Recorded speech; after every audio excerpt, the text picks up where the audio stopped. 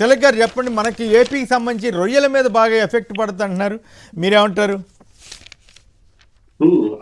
Trump గారి నిర్ణయం వల్ల ఆంధ్రప్రదేశ్లో రొయ్యలు, తమిళనాడులో టెక్స్టైల్ ఈ రెండింటి మీద తీవ్రమైన ప్రభావం ఉందండి.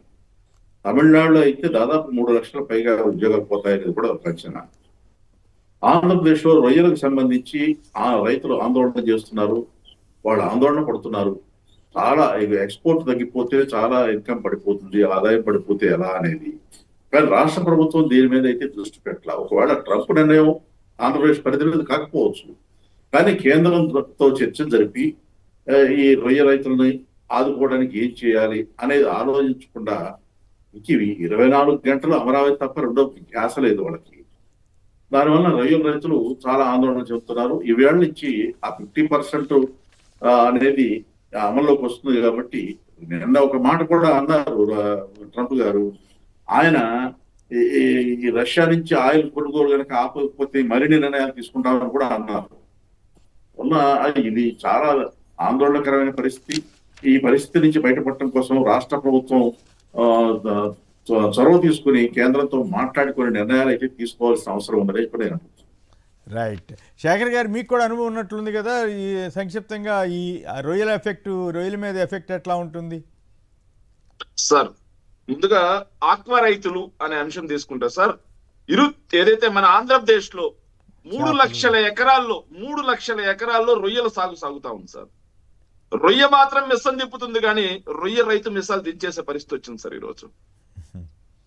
సో ఇది ఏదైతే సుంకాల విషయం ఒకటే కాదు సార్, ఈ ప్రభుత్వం సార్ సుంకాల పేరుతో ఎవరైతే మధ్యవర్తుల్లో ఉన్నటువంటి దళారులు, ఈ ఎక్స్పోర్టర్స్ రైతులను ఎలా పిండేస్తున్నా సరే ప్రభుత్వం మాత్రం నిమ్మకి నీరెత్తినట్టుంది సార్. అమెరికాకి వెళ్ళేది 20 to 30% అంటే సార్. నేను నిన్న మొన్న ఒక రైతులతో మాట్లాడడం జరిగింది సార్. నాకు బాగా ఇంట్రెస్ట్ ఇలాంటి విషయాలన్నీ కూడా. ఆక్వా రైతులు భీమవరం దగ్గర వేరే వాళ్ళు ఉంటే మా వైఎస్ఆర్ కాంగ్రెస్ పార్టీకి చెందిన వాళ్ళే సార్. వాళ్ళతో మాట్లాడితే వాళ్ళు చాలా అనుభవం సార్, 30 సంవత్సరాలుగా ఆక్వా రంగంలో ఉన్న వ్యక్తులు. వాళ్ళు చెప్తా ఉన్నారు సార్, ఓన్లీ 20 to 30% మాత్రం అమెరికాకి వెళ్తుంది, మిగిలిన 70% వేరే దేశాలకి, యూరోప్ కి, ఇలా వేరే మిడిల్ ఈస్ట్ కి ఇలా ఎక్స్పోర్ట్ అవుతుంది.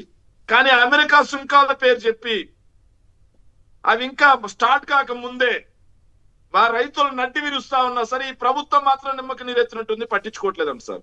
రైతులు ఇప్పటికే క్రాప్ హాలిడే ప్రకటించారు సార్. గత ఏడాది సుంకాలు లేకపోయినా సరే ఆక్వా రైతు నష్టాల్లో కుదేలైపోయాడు సార్. ఈ సంవత్సరం సుంకాలు వస్తున్నాయి. మరి రాష్ట్ర ప్రభుత్వం చేపడుతున్నటువంటి చర్యలు ఏంటి? దళారీల వ్యవస్థలను ఎలా కట్టడి చేయకుండా ఎందుకు ఆగిపోయింది? ఈ ఎక్స్పోర్టర్స్ చేసే మోసాన్ని కట్టడి చేయకుండా ఈ ప్రభుత్వం ఎందుకు ఆగిపోయింది? ఎందుకంటే తిలక్ గారు చెప్పినట్టుగా ఈ ప్రభుత్వానికి రైతుల మీద చిత్తశుద్ధి లేదు, మహిళల మీద చిత్తశుద్ధి లేదు, విద్యార్థుల మీద చిత్తశుద్ధి లేదు, నిరుద్యోగుల మీద చిత్తశుద్ధి లేదు. కేవలం అమరావతి అమరావతి అమరావతి. ఇక్కడ మాత్రమే ఆగిపోయి ఆ ఆక్వా రైతుల్ని గాలికి వదిలేశారు సార్. సో ఖచ్చితంగా ఈ ప్రభుత్వం రైతులని, ఎస్పెషల్లీ ఏదైతే సుంకాల మోత వల్ల మోసానికి గురవుతున్నటువంటి రైతులని పట్టించుకొని దళారీ వ్యవస్థని కట్టడి చేసి ఈ ఎక్స్పోర్టర్స్ యొక్క మోసాలను కూడా కట్టడి చేయాలని మీ ద్వారా విజ్ఞప్తి చేస్తున్నాం. అదేవిధంగా డిమాండ్ కూడా చేస్తున్నాం సార్. రైట్.